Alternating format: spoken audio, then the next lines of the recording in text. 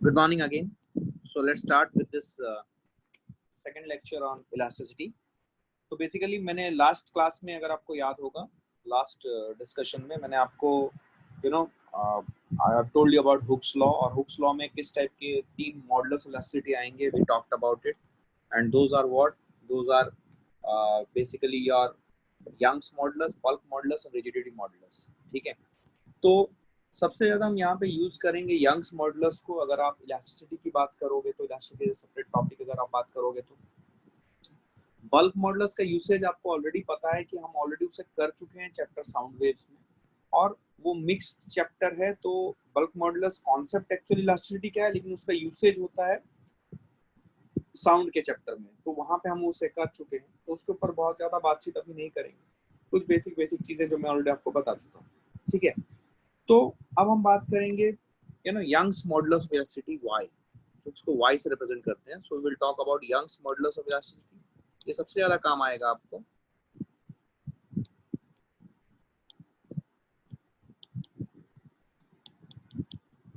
Young's modulus elasticity which is represented by y, and this is equal to longitudinal stress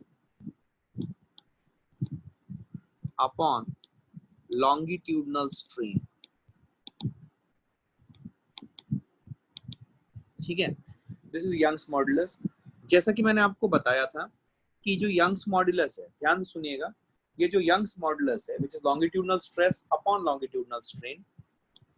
ठीक है, तो ये जो है, ये लॉन्गिट्यूडनल स्ट्रेस जो है, it can be of two types, either tensile और कॉम्प्रेसिव. ये मैं आपको ऑलरेडी बता चुका हूँ. तो आपको कंसेप्ट क्लियर होनी चाहिए कि यंग्स मॉडुलस में अगर बॉडी को दबा रहा हूँ या बॉडी को खींच रहा हूँ, जिसकी इलास्टिक प्रॉपर्टीज हैं, तो उस केस में हमें लॉन्गिट्यूडनल स्ट्रेस डेवलप होती है, and that can be tensile और compressive nature. Accordingly we are having a longitudinal strain. क्या मेरी बात समझ में आ रही है? तो this is known as Young's modulus of elasticity. ठीक है, तो इसी का यूसेज सबसे ज्यादा है और इसी के क्वेश्चन सबसे ज्यादा यूज करेंगे या सॉल्व करेंगे. ठीक है, चलिए अभी हम क्या करते हैं कि हम कुछ बेसिक चीजों से प्रॉब्लम सॉल्विंग करना शुरू करते हैं. ठीक है, let's see whether we are able to solve those varieties of problems और नॉट. ठीक है, छोटे छोटे सवाल शुरू करते हैं and we will be able to understand this. ठीक है, आइए. तो let's try to take a very simple question. छोटा सा क्वेश्चन लेते हैं, उसको डिस्कस करते हैं कि suppose if I tell you, ध्यान से सुनना, सवाल अच्छा है, बहुत ज्यादा सवाल मैं इस पे नहीं कराने वाला, बट जो इम्पोर्टेंट है एग्जाम पॉइंट ऑफ व्यू से आपको क्लैरिटी के साथ समझ में आनी चाहिए. मान लो मेरे पास ऐसा एक टेपर्ड वायर है. कैसा वायर है? Tapered wire. इसका क्रॉस सेक्शनल एरिया जो है ये कांस्टेंट नहीं है, ये वेरी हो रहा है. याद है ऐसा आपने कहाँ पे सॉल्व किया था? आपको याद है आपने थर्मल रेजिस्टेंसेस निकालते वक्त सॉल्व कराया था मैंने. इलेक्ट्रिकल रेजिस्टेंस निकालते वक्त जैसे टेपर्ड वायर की इलेक्ट्रिकल रेजिस्टेंसेस निकाली थी आपने. तो अभी आपके पास एक टेपर्ड वायर ही है. ठीक है, और इस टेपर्ड वायर की रेडियस जो है, ये आपका यहाँ का रेडियस R1 है और यहाँ का रेडियस R2 है. It's given, please note it down. और इसकी जो लंबाई है इन दोनों पॉइंट के बीच में, वो कैपिटल L है. ठीक है, so it's a tapered wire or a conical wire of length L, and radii are R1 and R2 respectively as indicated in figure, and R2 is greater than R1. Obviously you are seeing it. It is stressed by two forces, F on both sides and equal opposite sides, and it is acting normal to the ends of the faces. जो भी tapered wire के faces है उससे perpendicular लग रहा है. Y represents Young's modulus. Y is Young's modulus of this material. ये बोल दिया गया है. आपको बताना है कि what is the elongation in the wire. What is the elongation in the wire? और आपके ऑप्शंस हैं FL by L कैपिटल होगा, FL by 2 pi R1 R2 Y. दूसरा ऑप्शन FL by पाई, सब लोग कैलकुलेशन करना शुरू करो, ऑप्शन से आपको कोई मतलब नहीं है, आपको आंसर लाना है। पाई R1 R2 Y, और तीसरा जो है वो है 2FL by pi R1 R2 Y, और डी जो है, डी ऑप्शन मैं नीचे लिख रहा हूँ यहाँ पे, it is 4FL by pi R1 R2 Y। ठीक है, this is what is your, can you please work it out? 1 minute का समय लो, क्या करोगे बोल।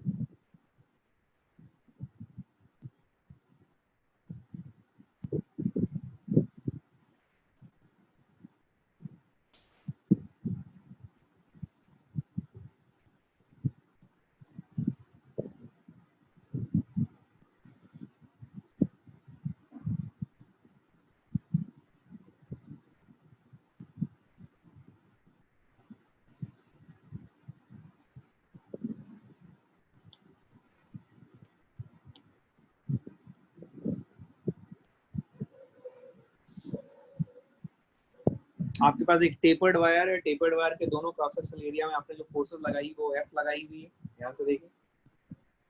ठीक है, तो आपको बताना है कि what is the elongation of the wire.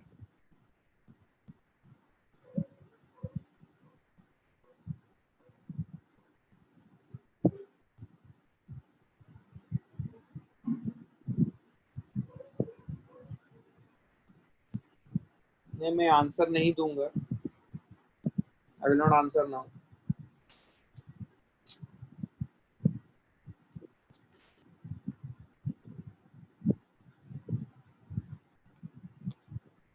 Okay, चलिए आइए मिलके देखते हैं। अब क्या करो, ये इस एंड से x डिस्टेंस पे आप एक छोटा सा स्ट्रिप लो dx थिकनेस का। ये जो थिकनेस है इसका, ऐसी चीज आप कर चुके हो, आपको अभी खटाखट खटाखट बनाना आना चाहिए। एक dx थिकनेस का स्ट्रिप लीजिए, ऐसा ही आपने वर्कआउट किया था थर्मल रेजिस्टेंसेस निकालते वक्त, मैंने टॉपिक का भी नाम बताया है, आपने ये सवाल किया हुआ है। तो x डिस्टेंस पे जाके एक dx थिकनेस का आप एक स्ट्रिप इमेजिन करो। ठीक है, तो देखो, तो यहाँ पे अगर आप देखोगे, मान लो ये जो एंगल बना रहा है यहाँ, ये एंगल थीटा है। ठीक है, जो टेपर वायर एंगल बना रहा है हॉरिजॉन्टल के साथ, वो एंगल थीटा है। ठीक है, सो ये जो एलिमेंट जो आपने लिया है dx थिकनेस का एलिमेंट, मान लो इसका जो रेडियस है वो है r। कितना रेडियस है इसका? लेट अस से दैट इसका रेडियस है r। कितना है? r। तो इसका रेडियस अगर r है, ध्यान से देखना मैं क्या बोल रहा हूँ, ध्यान समझना इस चीज को, आपको क्लैरिटी आएगी। ये जो छोटा सा है, इसको थोड़ा सा मैं जूम करके दिखा रहा हूँ आपको, बिकॉज आपको क्लैरिटी आनी चाहिए। आई एम जूमिंग इट, तो when I am zooming it, I am making it a bit larger. Please understand, I am making it a bit larger. ये मेरा जो स्ट्रिप है उसी को मैंने लिया है। ठीक है, और मान लो ये जो रेडियस है, ये सेंटर लाइन है, ये रेडियस r है। ठीक है, ये रेडियस r है। तो बेसिकली ये जो डिस्टेंस है, ये डिस्टेंस को हम लोग मान सकते हैं dr। ठीक है, और ये जो डिस्टेंस है, ये डिस्टेंस है dx, क्योंकि मैंने थिकनेस कितना लिया हुआ है, dx लिया हुआ है। वही चीज को मैं यहाँ पे एक्सप्लेन कर रहा हूँ। क्या मेरी बात समझ में आई है? अभी अगर तुम लॉजिकली देखोगे, इसी लाइन को एक्सटेंड करके यहाँ पे रेडियस r1 बना था। Please understand the mathematics. और मैंने बोला है कि ये एंगल थीटा है। क्या तुम एग्री करते हो? From corresponding angles this will be equal to theta. क्या मेरी बात समझ में आ रही है? तो क्या मैं बोल सकता हूँ यहाँ पे, ध्यान से सुनना, ध्यान से सुनना, क्या मैं बोल सकता हूँ tan theta is equal to r2 minus r1 by l, which is also equal to dr upon dx। everyone ध्यान से देखो, क्या मैं ये लिख सकता हूँ tan theta which is slope, ये सब चीजें आपको पहले ही बताई जा चुकी है। ये छोटे से ट्रायंगल में एक बार पहले यहाँ पे अपना फोकस लाइए और एक बार फोकस लाइए ये बड़े से ट्रायंगल में। इस लाइन को अगर मैं एक्सटेंड कर दूं तो आपको पता है कि ये वाली जो लेंथ है, ये वाली लेंथ आ जाएगी R2 माइनस R1। यस और नो एवरीवन? और ये जो टोटल लेंथ है ये L है। तो tan थीटा, ये जो मैंने ब्लू कलर्ड के सर्कल में जो ट्रायंगल लिया है उस ट्रायंगल को देखिए, क्या उस ट्रायंगल में tan theta is equal to R2 minus R1 by L है बड़े वाले ओरिजिनल डायग्राम में। और जो छोटा वाला डायग्राम, जो छोटा वाला पीस को मैंने जूम करके दिखाया है आपको, क्या वहां पे tan theta is equal to dr by dx है? क्या ये बात समझ में आई है एवरीवन? बोलिए।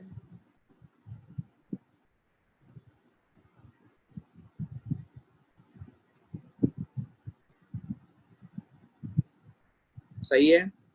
अब देखिए ये जो dx है, ये dx कितना आ जाएगा? Will it be equal to L upon R2 minus R1 into dr।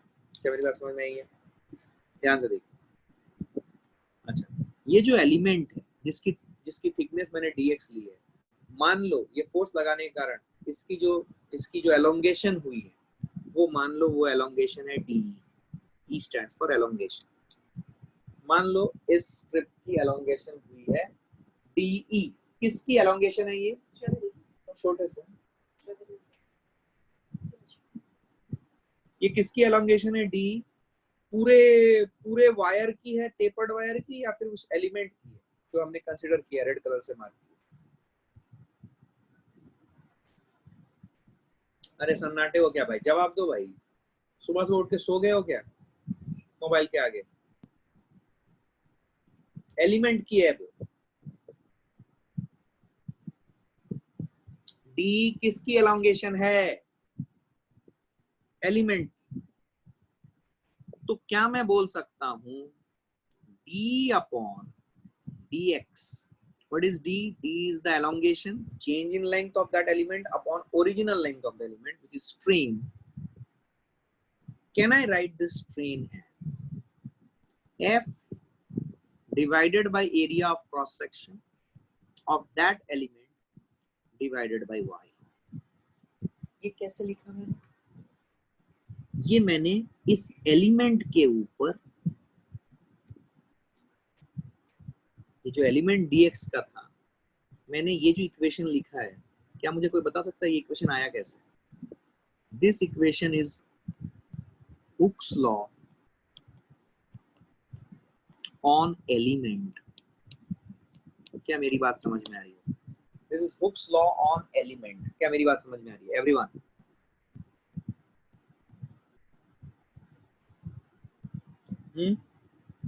Yes और नो?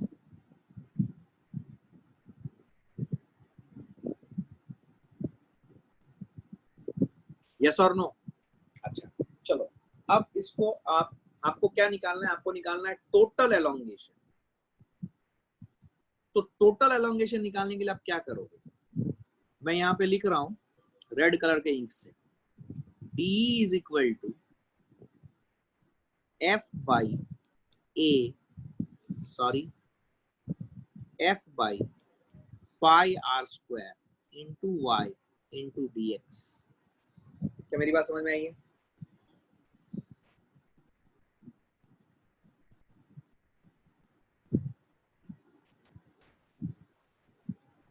यस। और ये D और हमें निकालना है टोटल एलोंगेशन। तो टोटल निकालने के लिए क्या आपको लगता है कि यहाँ पे स्नेक सिंबल डालने की जरूरत आ गई? यस। लेकिन जब हम स्नेक सिंबल डालेंगे तो राइट हैंड साइड में देखो, राइट हैंड साइड में आपके पास दो वेरिएबल है। कोई बता सकता है कौन कौन से दो वेरिएबल?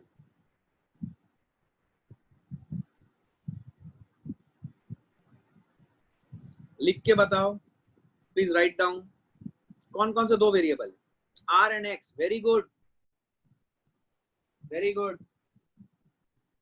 खुशराज बहुत दिनों बाद जवाब दिया है, बट मस्त जवाब दिया। R and X, very good. तो दो वेरिएबल अगर है, अगर दो वेरिएबल है इंटीग्रेशन नहीं हो सकता, क्या आपको दोनों वेरिएबल में से किसी एक वेरिएबल को एलिमिनेट करना पड़ेगा, मतलब एक को दूसरे के टर्म में लिखना है? क्या आपको वो अभी लिखना है या आप ऑलरेडी लिख चुके हो? क्या आपको वो लिखना है या आप ऑलरेडी लिख चुके हो? आपको वो लिखना है या आप ऑलरेडी लिख चुके हो? लिख चुके हैं। कौन सा एक्सप्रेशन है? क्या वहां पे दिख रहा है dx equal to L by R two minus R one into D R? लिखना नहीं है बेटा, लिख चुके हो तुम already. dx equal to L by R two minus R one into D R, yes और नो? प्लीज dx की जगह पे L by R two minus R one into D R लिखें और फिर इस पूरे इस चीज को सॉल्व करें, इंटीग्रेशन को, और मुझे बताइए रिजल्ट क्या आ रहा है।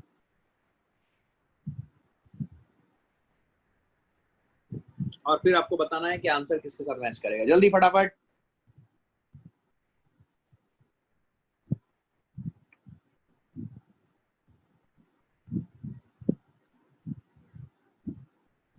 समझ में आया कौन सा रिजल्ट आ रहा है?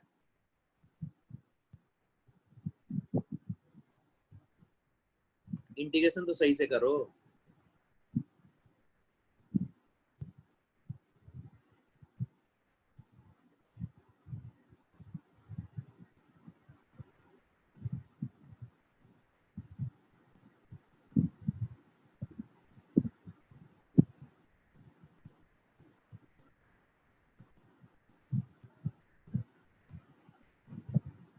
क्या आ रहा है रिजल्ट?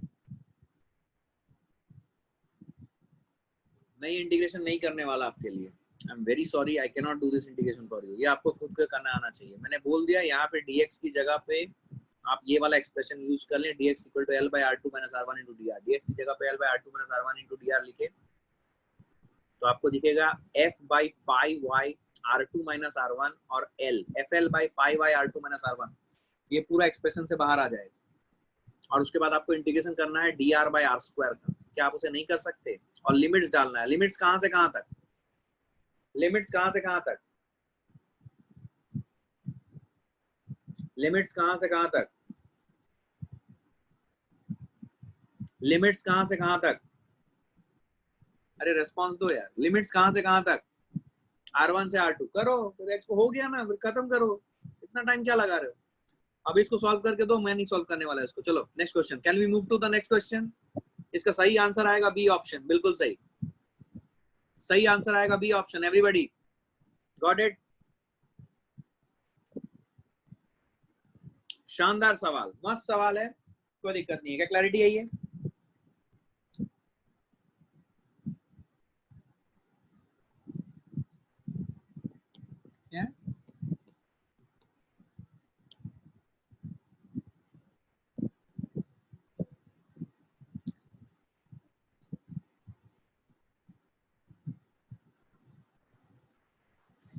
Hello.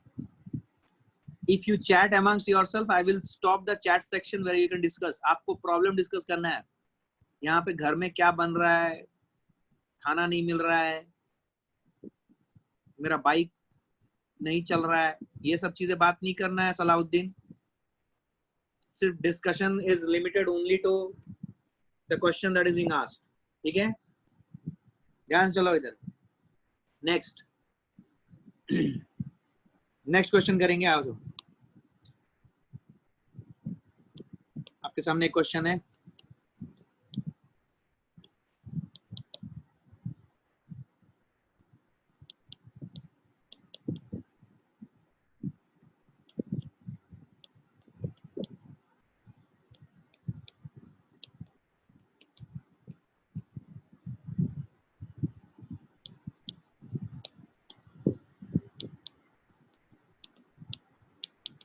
कोई बात नहीं बेटा, फोकस करना।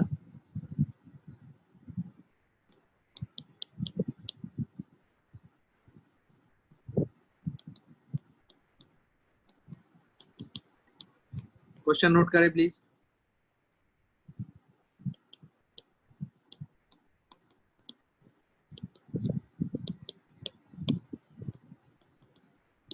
चलिए, इसमें ऑप्शंस हैं बट मैं ऑप्शंस देने वाला नहीं हूं। When tension in wire is 4 Newton, its length is L1, and when tension is 5 Newton, its length is L2. Find natural length of the wire.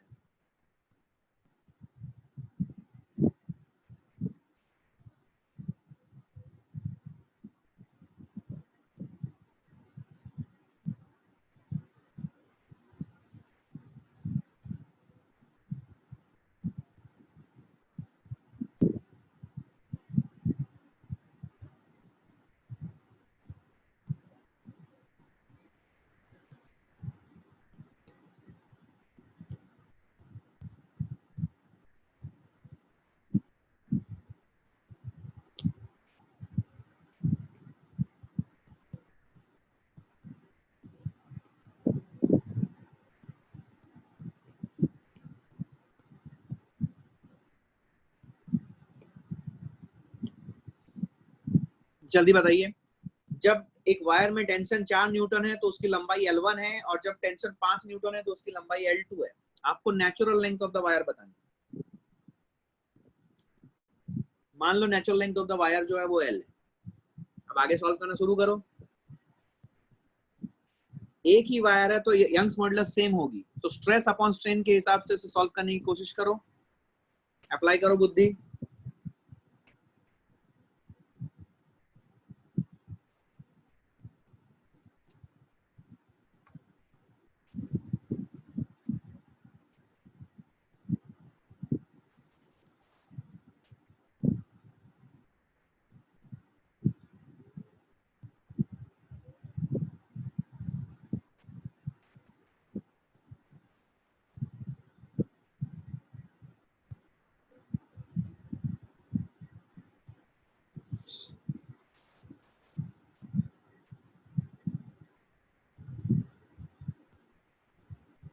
Okay, आइए मान लीजिए नेचुरल लेंथ जो है, नेचुरल लेंथ ऑफ वायर जो है वो L, ये मान लीजिए, ठीक है। तो जब 4 न्यूटन का फोर्स लग रहा है, 5L1 minus 4L2, 5L1 minus 4L2 is absolutely correct, bang on. जितने लोगों का 5L1 minus 4L2 आया है बिल्कुल सही है। So the correct answer is 5L1 minus 4L2. Very good. Very good. This is the correct answer. बहुत बढ़िया, बहुत बढ़िया। Natural length of the wire L है। चलिए, यंग्स मॉडुलस का फॉर्मूला हमें पता है, स्ट्रेस अपॉन स्ट्रेन होता है, ठीक है। स्ट्रेस क्या लेंगे? 4 Newton upon area of cross section, यही रिस्टोरिंग फोर्स होगा बिकॉज वो एक्सेलरेट नहीं कर रहा है। तो 4 upon area of cross section A है, ठीक है, अपॉन स्ट्रेन। स्ट्रेन कितना हो जाएगा? Change in length. Change in length कितना है? चेंज इन लेंथ है L1 माइनस L, और ओरिजिनल लेंथ है L, सही है क्या? Which is also equal to 5 divided by. अब यहाँ पे एक चीज है, मैं यहाँ पे एक्सप्लेन करना चाहूंगा, कुछ बोला नहीं हुआ है, तो आप में से यहाँ पे बहुत से लोग अभी डिबेट कर सकते हैं कि सर आपने तो बोला था लेटरल स्ट्रेन होता है, तो अगर हम वायर खींचेंगे तो उसका रेडियस चेंज होगा, रेडियस चेंज होगा तो area of cross section change हो जाएगा, तो आपने दोनों जगह पे एक क्यों ले लिया है? क्योंकि अगर हम वो नहीं करेंगे ना, ये जो मैंने अभी किया है, अगर मैं ये नहीं करूं तो मैं इस प्रॉब्लम को सॉल्व ही नहीं कर पाऊंगा, बिकॉज मेरे को लेटरल स्ट्रेन की कैलकुलेशन के लिए रेडियस का चेंज वेंज कुछ दिया हुआ नहीं है। तो हमें यहाँ पे लेटरल स्ट्रेन कंसिडर नहीं करना है, हमें वायर का एरिया ऑफ क्रॉस सेक्शन ऐसा मान लेना है कि वायर का एरिया ऑफ क्रॉस सेक्शन बहुत छोटा था, तो चेंज होने के बाद भी जो वैल्यू आएगी वो बहुत छोटी ही रहेगी, कोई अप्रिशिएबल चेंज नहीं होगा, तो हम दोनों एरिया ऑफ क्रॉस सेक्शन को सेम मानेंगे। इसके बिना आप प्रॉब्लम सॉल्व ही नहीं कर सकते। क्या मेरी बात समझ में आई है? बहुत से लोगों ने इतना सोचा ही नहीं था। मैंने जो बोला आपको समझ में आया है क्या? मैंने क्या बोला? 5 अपॉन A इंटू, बोल क्या हो जाएगा? क्या ये L2 minus L into L आएगा? क्या मेरी बात समझ में आई? अब ये जो इक्वेशन है दोनों, जिसको मैंने इक्वलिटी साइन से रखा हुआ है यहाँ पे, इसमें से जो जो उड़ा सकते उड़ा दो भाई। तो क्या आ जाएगा? 4L2 minus 4L is equal to 5L1 minus 5L। तो 5L minus 4L, L is equal to 5L1 minus 4L2. This is what is your answer. चलेगा? Everybody got this? Relatively easy. थोड़ा कॉन्फिडेंस आया? थोड़ा confidence आया? उत्कर्ष भालेराव, देवेन जी जैन, क्या clarity है ये? आ जाओ। शोएब सिद्धांत आया है क्या रे? क्या गायब है वो? मयूरेश जी बोरकर, यशोधन सोनोने, सब सो गए।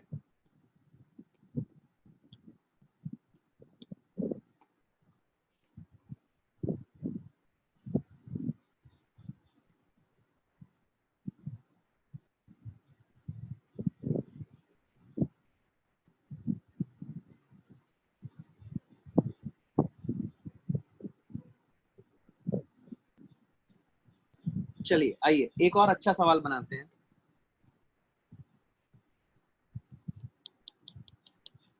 ध्यान से देखिएगा।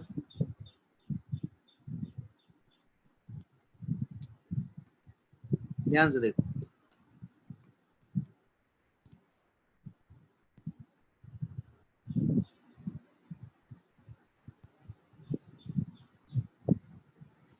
ध्यान से देखना।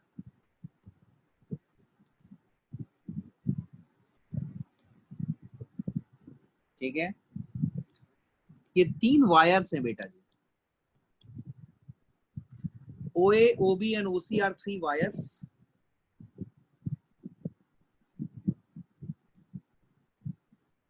ये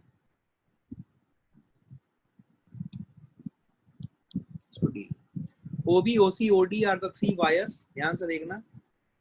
ठीक है, जिसके नीचे एक मास M लटक रहा है और ये जो एंगल दिया हुआ, ये एंगल दिया हुआ है थीटा। सब लोग ध्यान से देखो, ये एंगल दिया हुआ है थीटा। ठीक है, तो आपको अभी क्या क्वेश्चन है सुनना ध्यान से। 3 वायर सेम मटेरियल का है, 3 वायर्स लिख लो, 3 wires of same material and same thickness which are OB, OC and OD supports a body of mass M as indicated in the diagram. ठीक है, middle wire is vertical, middle wire is vertical, आपको दिख रहा है OB vertical है। Sorry, एक second, एक change कर लेना, sorry, just a minute, just इस minute. Middle wire is vertical, middle wire is OC, ये B। ठीक है, मिडिल वायर इज वर्टिकल, तो आपको निकालना है in equilibrium what is the tension in the middle wire, what is the tension in the middle wire in equilibrium, tension in middle wire in equilibrium.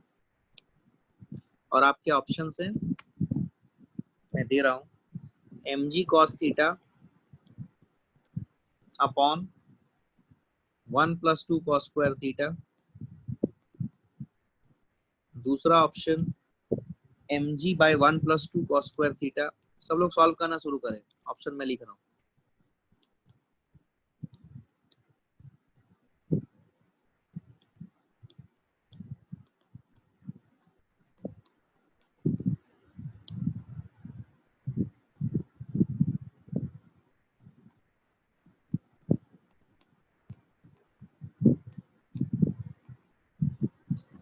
ठीक है, ये 4 option है, आपको बताना है क्या निकालना है आपको। इक्विलिब्रियम में what is the tension in the middle wire.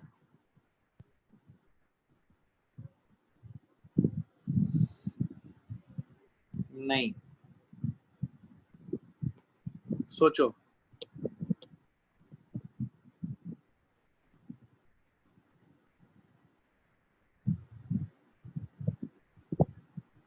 Anushka Gaikwad, long time, good to see you. Solve करो।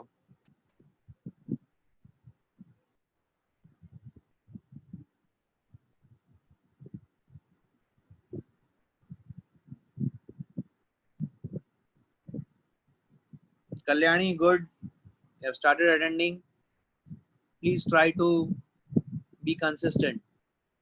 कल्याणी दिवाकर,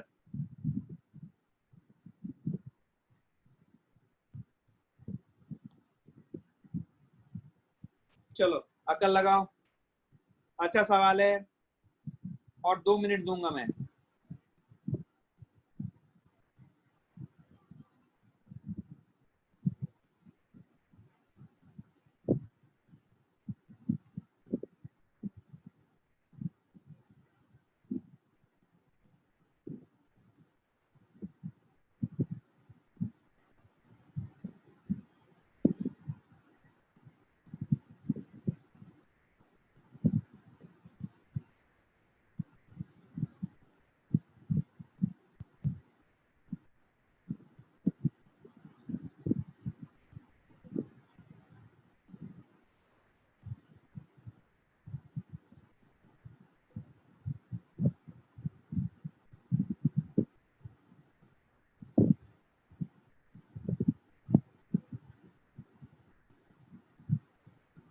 बी और D?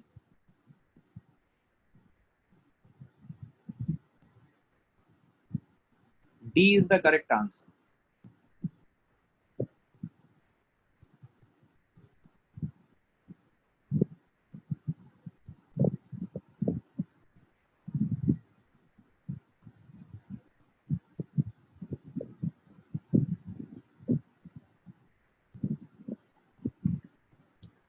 Okay, let's see how to solve this. It's a very good question, इसलिए मैं क्लास में करा रहा हूँ. ध्यान सुनिएगा.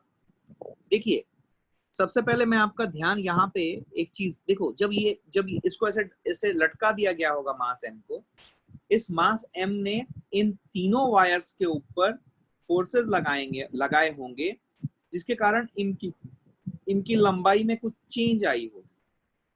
अब ये चेंज कैसी होगी, इस चीज को समझने की कोशिश करो. ऐसे सवाल तुमने ऑलरेडी थर्मल स्ट्रेन्स में कर चुके हो तुम लोग. ठीक है, ध्यान से देखो.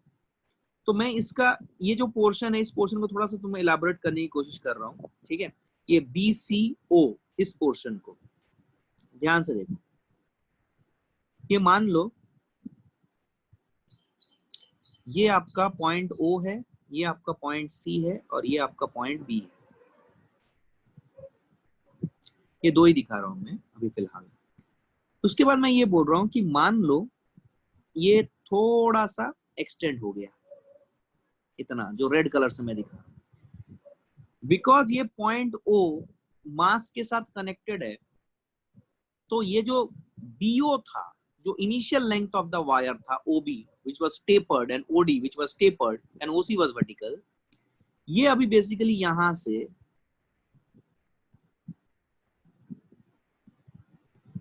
यहां तक आ गया. क्या मेरी बात समझ में आ रही है एवरीवन? क्या क्लैरिटी है? ये जो BO था, ये BO से O' चला गया था ये, तो ये BO से BO' चला जाएगा. एवरीवन, क्या मेरी बात समझ में आ रही है? This is what will happen. And similarly the case will be for the tapered wire OD, जो मैं दिखा नहीं रहा हूं. मैं सिर्फ यहाँ पे एक साइड दिखा रहा हूँ, दूसरा साइड आप इमेजिन कर सकते हो कि हाँ सिमिलर तरीके से होगा दूसरे साइड में, बिकॉज सिमेट्रिकल है. क्या मेरी बात समझ में आ रही है एवरीवन? ठीक है, अब सुन लो. कुछ बेसिक बात मैं बता देता हूँ पहले. मान लो OB और OD इनको मैं L2 लेंथ मानता हूँ, और जो OC है इसको मैं L1 लेंथ मान लेता हूँ, ओरिजिनल लेंथ. ठीक है, OB OD L2 है और OC जो है L1 है. ठीक है, और tension in the wire OC जो है इसको मैं मान लेता हूं, sir B and D options are same.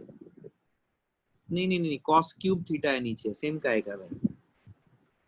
ये cos क्यूब थीटा है, mg by 1 plus 2 cos cube theta, और B में mg by 1 plus 2 cos square theta है. दोनों अलग अलग.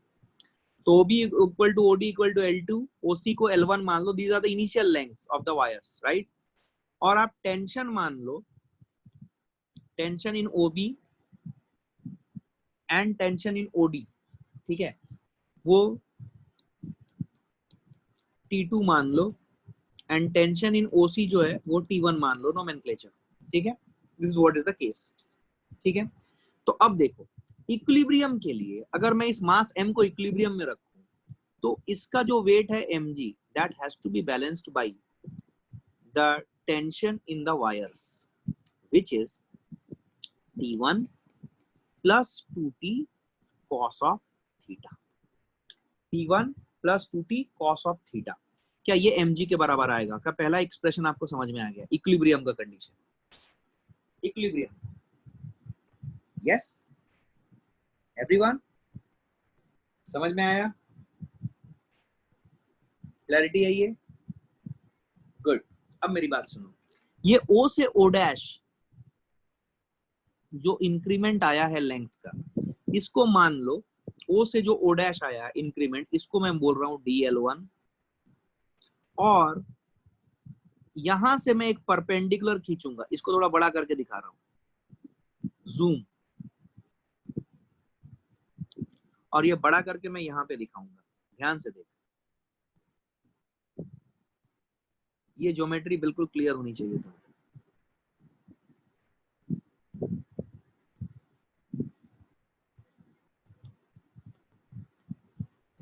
तू क्या कर रहा है, इस O से एक परपेंडिकुलर खींच रहा है इसके ऊपर।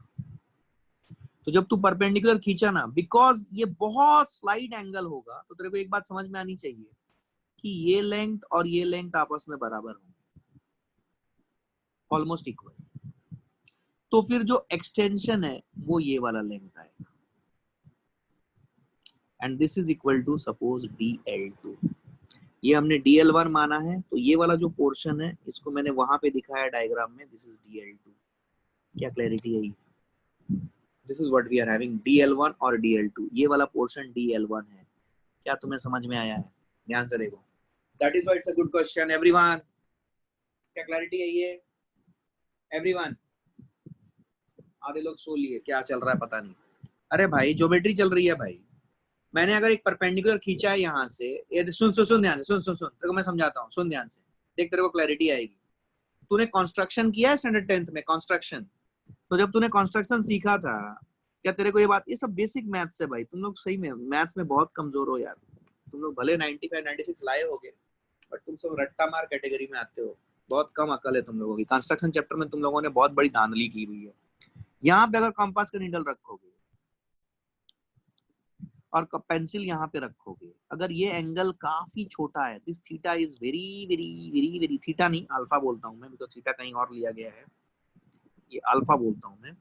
ये जो एंगल है दिस अल्फा या डी अल्फा इसको ले लो, it's very very small, is very very small. तो मुझे एक बात बता, मान ले तूने कंपास का नीडल यहाँ पे रखा है और यहाँ पे पेंसिल है, तूने अगर इसे घुमा दिया तो क्या तेरे को लगता है कि ये पॉइंट जो है, ये पॉइंट और ये पॉइंट, क्या इनकी लेंथ सेम होगी? बिकॉज ये एक आर्क में होंगे।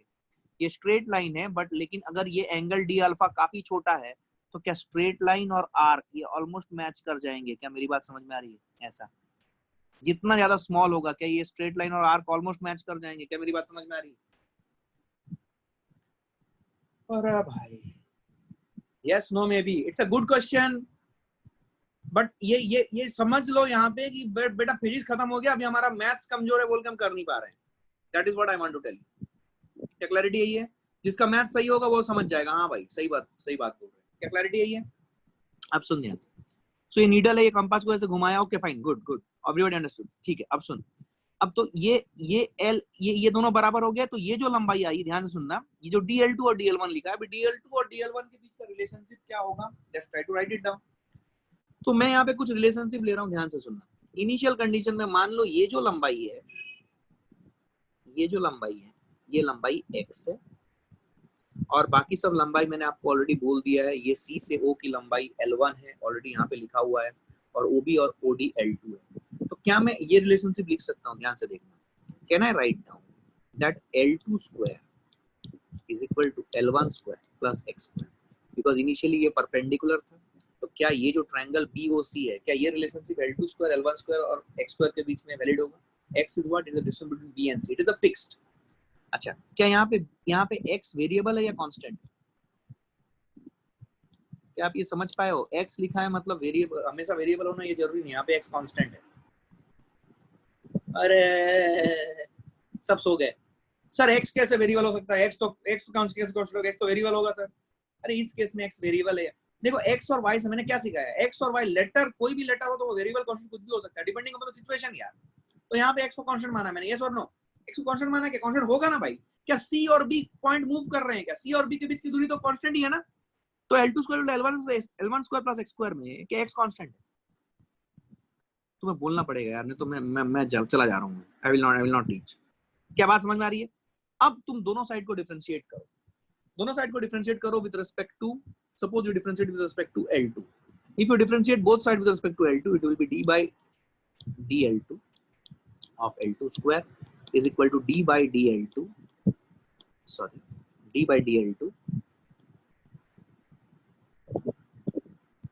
of L1 square plus d by dL2 of x square. क्या वो जीरो हो जाएगा? बिकॉज x स्क्वायर कांस्टेंट है, कांस्टेंट का डिफरेंशिएशन जीरो होता है, हमने सीखा है ना भाई।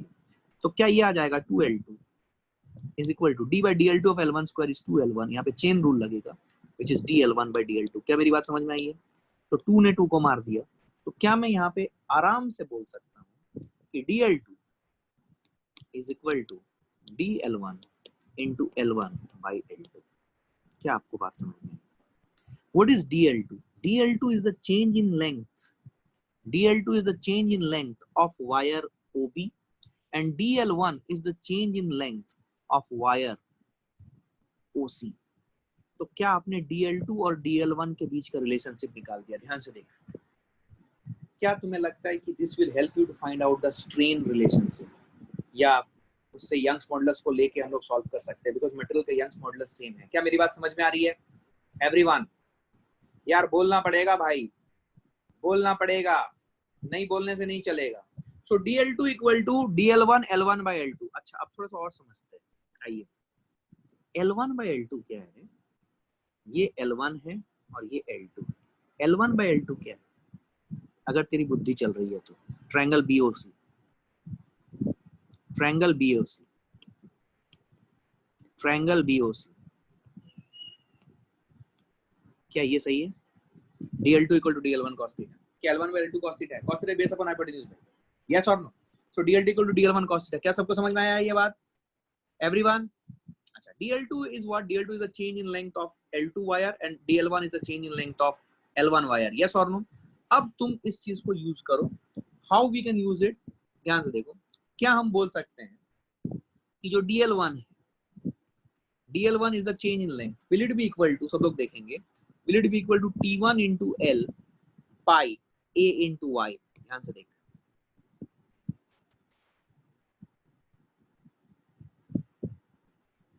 अरे Young's modulus equal stress upon strain है, change in length by original length, उसी को मैंने मॉडिफाई करके डायरेक्टली लिख दिया। क्या बात समझ में आई है? और अगर मैं dl2 लिखूं,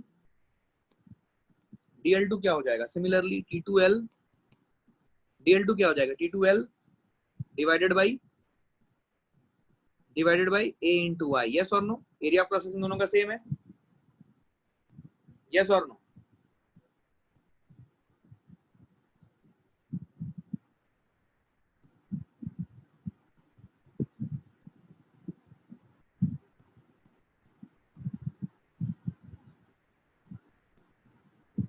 यस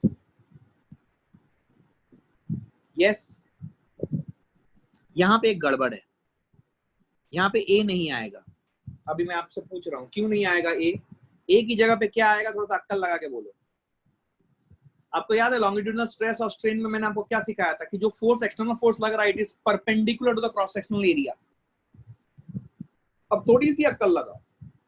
ओसी में, ओसी बिकॉज वर्टिकल था, तो जो उसके ऊपर टेंशन डेवलप होगा, वो टेंशन फोर्स जो है या जो भी एक्सटर्नल फोर्स उसके ऊपर लग रहा है, that will be perpendicular to the area of cross section. लेकिन जो ओबी और ओडी टेपर्ड वायर होने के कारण इसका क्या होगा? सुन ध्यान से, ये वायर ऐसा आ रहा है, देख, ये एरिया है और फोर्स इसके ऊपर लग रहा है ऐसे, ठीक है? ये जो T1 डेवलप हुआ है वो अलोंग दिस लेंथ है, ठीक है, या फिर अलोंग दिस लेंथ। तो क्या तेरे को इस एरिया के परपेंडिकुलर वाला कंपोनेंट चाहिए स्ट्रेस निकालने के लिए? नहीं आया, नहीं आया, आया कि नहीं बोल?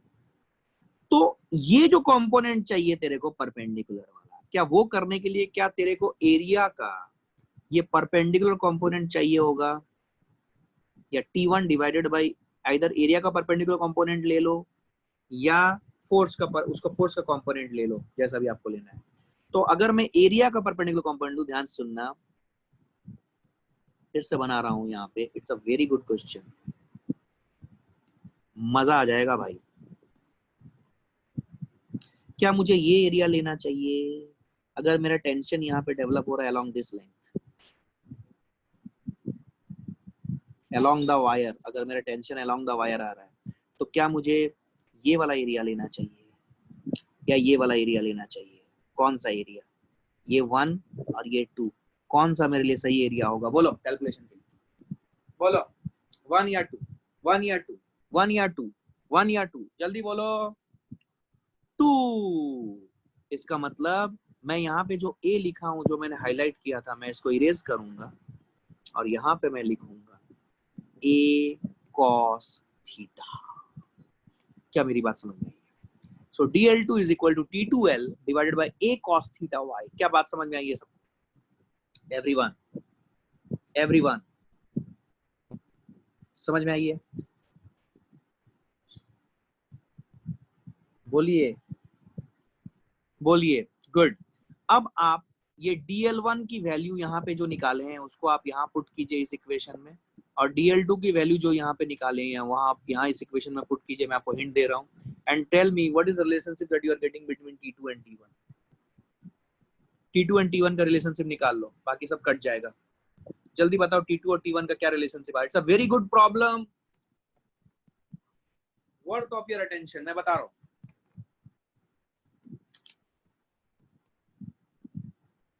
जल्दी।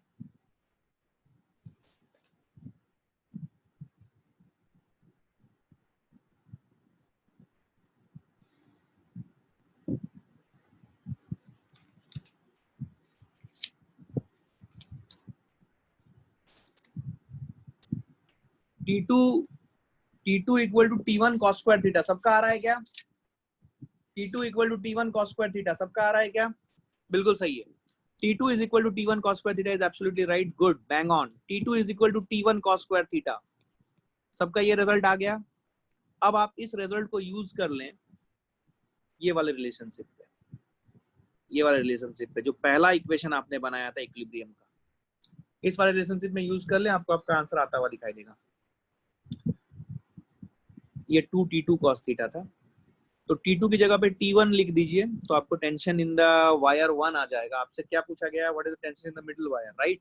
तो मिडिल वायर निकालना है, तो T2 की जगह पे T1 cos स्क्वायर थीटा लिख दीजिए। जल्दी आंसर बताइए कौन सा मैच कर रहा है? क्या डी आंसर आ रहा है? It's a very good problem. क्या डी आंसर आ रहा है?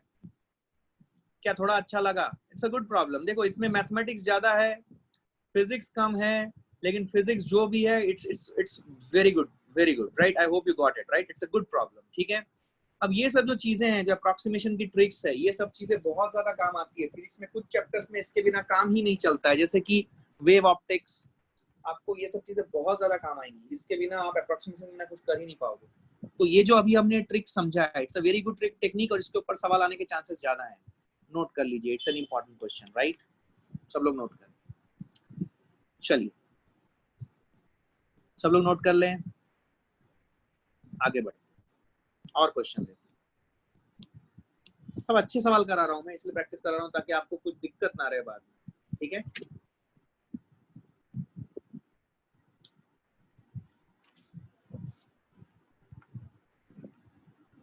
देखो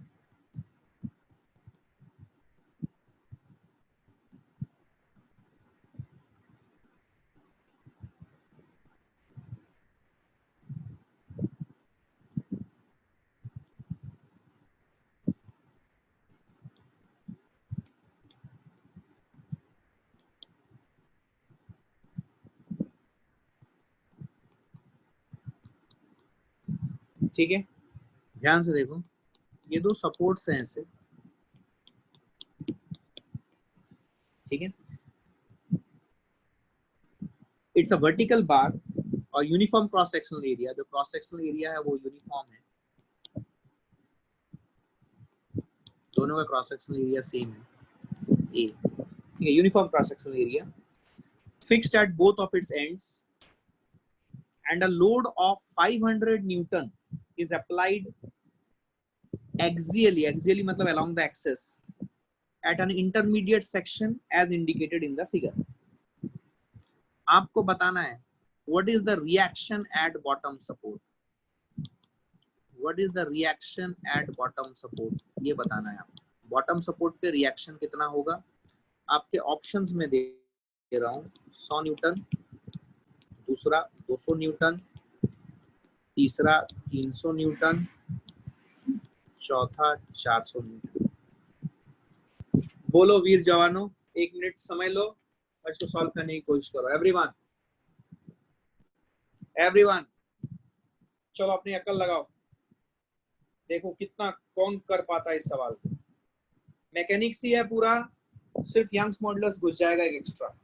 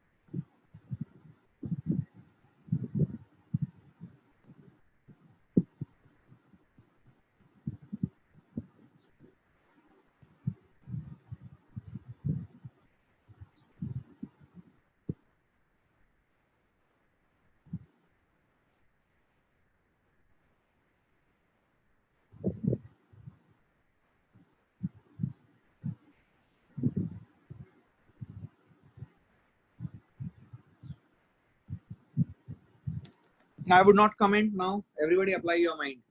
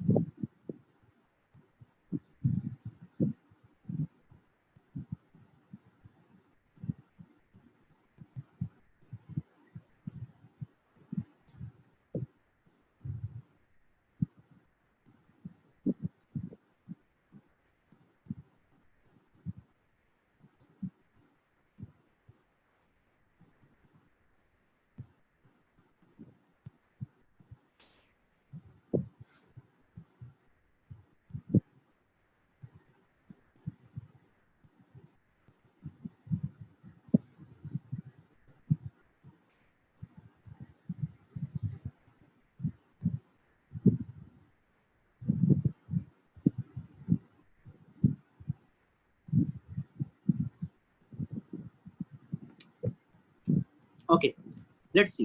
मुझे एक बात बता, मैं इसको दो पार्ट में डिवाइड कर रहा हूँ, एक है अपर पार्ट और एक है लोअर पार्ट। ठीक है, अभी लॉजिकली अगर हमने 500 न्यूटन ऐसे लगाया तो लॉजिकली तू क्या समझेगा, ये 500 न्यूटन लगाने के कारण ये जो अपर पार्ट है इसका एलोंगेशन हो रहा है। ठीक है, इसका एलोंगेशन हो रहा है। मान ले यहाँ पे R1 रिएक्शन सपोर्ट है, तो इधर भी रिएक्शन सपोर्ट R1 हुआ, बिकॉज हमने इसकी मास कुछ नहीं मानी है। अगर आपको याद होगा, मैं क्वेश्चन पढ़ते वक्त इसका बोला था सिर्फ एक वेट लग रहा है इस सेक्शन में 500 एक्सियली, बट इसका कुछ वेट नहीं है। किसका? ये बीम या सपोर्ट का, वर्टिकल बार का, इसका खुद का कोई वजन नहीं। ठीक है, हमने एक लोड लटका दिया। ठीक है, is applied accelerated intermediate section, ऐसा बोला। तो मान ले अपर पोर्शन में इस तरीके से रिएक्शन फोर्सेस लग रहे हैं, तो लोअर पोर्शन में जो रिएक्शन फोर्सेस लगेंगे it will be something like this.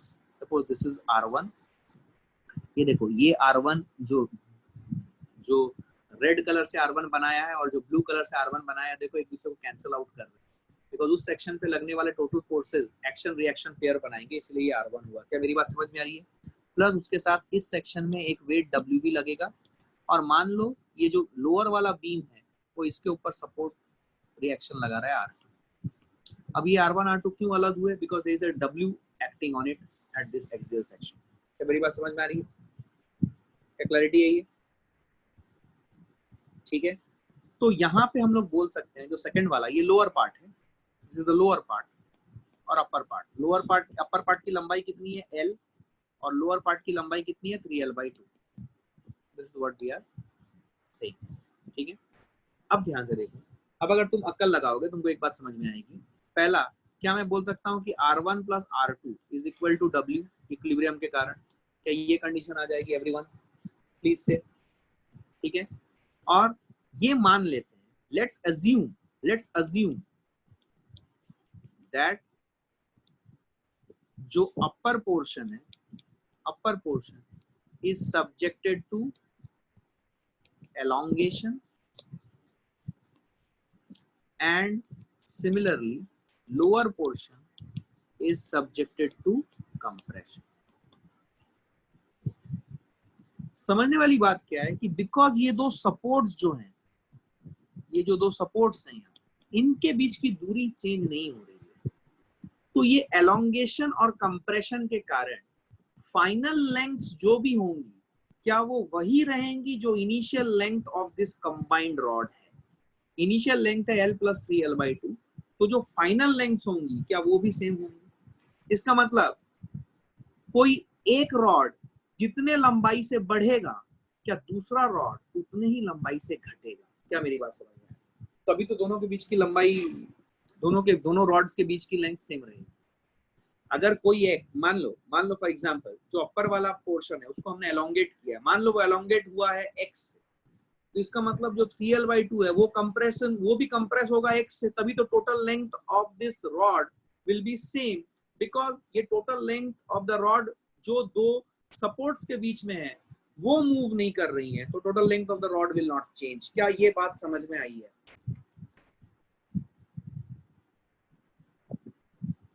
बहुत बढ़िया, आधे लोग सो लिए, संडे का टाइम है, सो जाओ. क्या है, समझ में आया क्या ये बात? Everybody is understanding this? तो अगर आपको ये बात समझ में आई है तो मैं क्या कर रहा हूँ मैं अभी change in length of the upper portion and change in length of the lower portion निकालूंगा. तो मैंने जो बोला है उसको अगर मैं मैथमेटिकली लिखूं तो मैं ये बोलूंगा कि change in length of upper portion का modulus will be change in length of lower portion का मॉड्यूलस. मॉड्यूलस मतलब हम सिर्फ मैग्नीट्यूड की बात कर रहे हैं, बिकॉज एक एक्सटेंड हो रहा है तो वो पॉजिटिव आएगा और एक कंप्रेस हो रहा है तो वो नेगेटिव आएगा, इसलिए मैंने मॉड्यूलस की बात कर ली. मॉड्यूलस मतलब हम सिर्फ मैग्नीट्यूड को इक्वल करेंगे. क्या मेरी बात समझ में आई है? अब आप अक्कल लगा के अपर पोर्शन का length of the rod change in length निकालो और लोअर पोर्शन का चेंज इन लेंथ निकालो and equate them, you will get your answer. Upper portion का क्या आ जाएगा बोल? अपर पोर्शन का change in length of the rod, change in length of the upper portion, इसको del1 L1 बोलेंगे. क्या हो जाएगा? Young's modulus is equal to stress upon strain. तो क्या आ जाएगा ये? सब लोग बोलो. क्या ये आ जाएगा R1 × L by A × Y. Everyone, area of cross section A है, uniform area of cross section A दिया हुआ था, याद है? Calculate A. और del L2 क्या लिखूंगा बोल? क्या del L2 लिखूंगा R2, यही तो रिएक्शन डेवलप हो रहा है, R2 × L. L कितना है? 3L/2. यस, नीचे A और Y. क्या सही है? एवरीवन यार बोलना पड़ेगा. 3R2L/2AY आया क्या? तो क्या मैं अकॉर्डिंग टू दिस लॉजिक जो मैंने अब यहाँ पे लिखा हुआ है, क्या उस लॉजिक के हिसाब से इन दोनों को बराबर कर दूं? इन दोनों को बराबर कर दूं तो R1 और R2 के बीच में एक रिलेशनशिप आएगा. क्या आ रहा है बोलो? क्या del L1 = del L2 करने से क्या मेरे को R1 = क्या आएगा? कैलकुलेशन करो, अरे कैलकुलेशन करो भाई. AY कट गया. R1 = 3/2 आ रहा है क्या? एवरीवन R1 = 3/2 R2 आ रहा है क्या? तो R1 = 3/2 R2 अगर आ रहा है, अब आप यूज कर लो जो बेसिक इक्वेशन आपने लिखा था, ये बता. यहाँ पे R1 और R2 की वैल्यू डाल दो. R1 डाल दो या R2 डाल दो, जो भी डाल दो, तो क्या आपको रिएक्शन से तो सपोर्ट मिलेगा. कितना आ रहा है R1 और R2 बता दो. R1 कितना आ रहा है, R2 कितना आ रहा है, बता दो सॉल्व करके जल्दी. It's a good question again, जल्दी बोलो.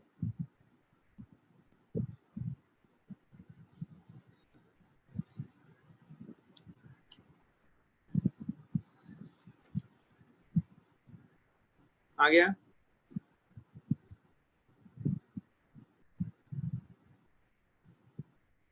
कितना आ रहा है?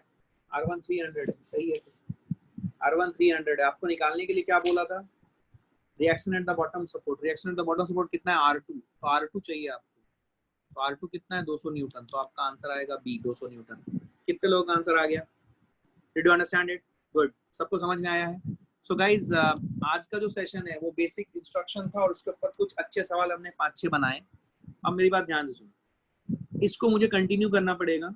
तो कल का जो क्लास होगा, कल की क्लास में मैं इसी को कंटिन्यू करके खत्म कर दूंगा, ठीक है। तो इलेक्ट्रोस्टैटिक्स जो था, ठीक है, इलेक्ट्रोस्टैटिक्स जो था वो रहेगा, या फिर क्या करूं, इलेक्ट्रोस्टैटिक्स में जो पोर्शन बचा है वो कंप्लीट करा दूं कल, और इसको